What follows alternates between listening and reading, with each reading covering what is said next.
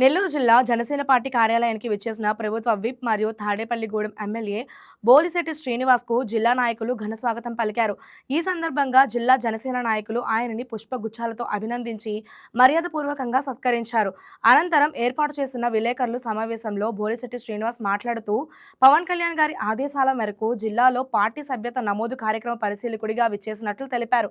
రాష్ట్ర ప్రయోజనాల కోసం పవన్ కళ్యాణ్ గారు తన సీట్లను సైతం త్యాగం చేసి టీడీపీ బీజేపీలతో కూటమిని ఏర్పాటు చేశారని, తద్వారా రాష్ట్రాన్ని గత వైసీపీ ప్రభుత్వ అరాచక పాలన నుండి విముక్తి చేశారని ఆయన పేర్కొన్నారు.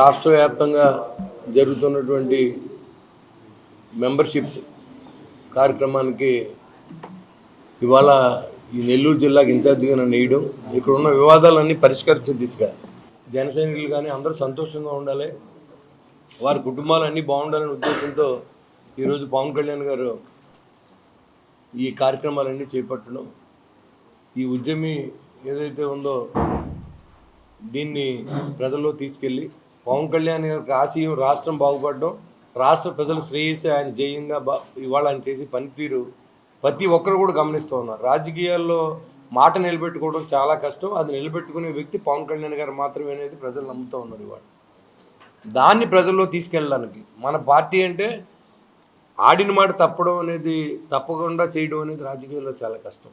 ఇవాళ పవన్ కళ్యాణ్ గారు ఆ దిశగా ప్రయాణం చేస్తున్నందుకు ఆ పార్టీలో ఉన్నందుకు ప్రౌడ్గా ఫీల్ అవుతుంది.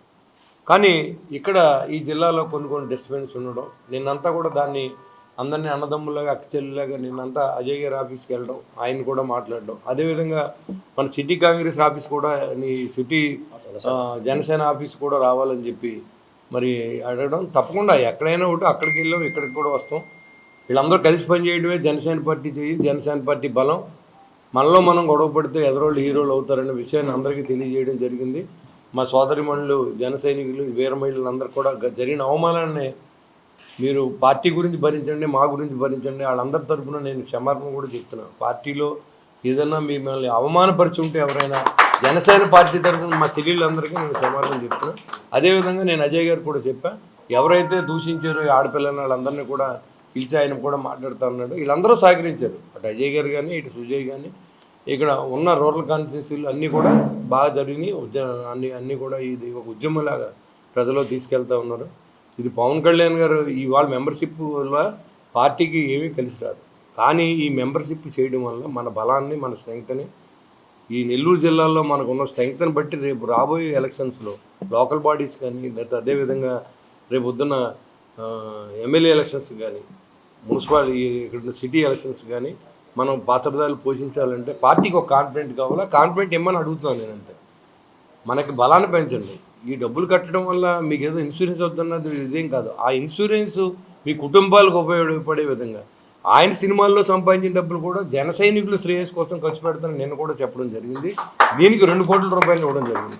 మీరు ఎంతోమందిని చూశారు, ఎంతోమంది రాజకీయ నాయకులు చూశారు. ఇవాళ పవన్ కళ్యాణ్ గారు తన సొంత డబ్బుని అటు రైతులకు ఇచ్చిన, ఇటు ఎవరైనా సైనికులు చనిపోయినప్పుడు ఆ కుటుంబాలకు ఇచ్చిన, దేశాన్ని రక్షించే సైనిక సహాయ నిధికి కూడా 2 కోట్ల రూపాయలు ఇవ్వడం కానీ, కరోనా సమయంలో రాష్ట్రాన్ని ఆదుకునే విషయంలో కానీ, వెంగమయ్యనే మన జన సైనికుడు చనిపోతే ఆ కుటుంబానికి దాదాపు 8 లక్షల రూపాయలు ఆ రోజుల్లోనే ఇవ్వడం జరిగింది. ఇవన్నీ చెప్తే పోతే దాన ధర్మాలు చెప్పొచ్చు. అదే జగన్మోహన్ రెడ్డి హిస్టరీ చూస్తే రాష్ట్రాన్ని ఎక్కడ దోచుకున్నాడో చెప్పొచ్చు.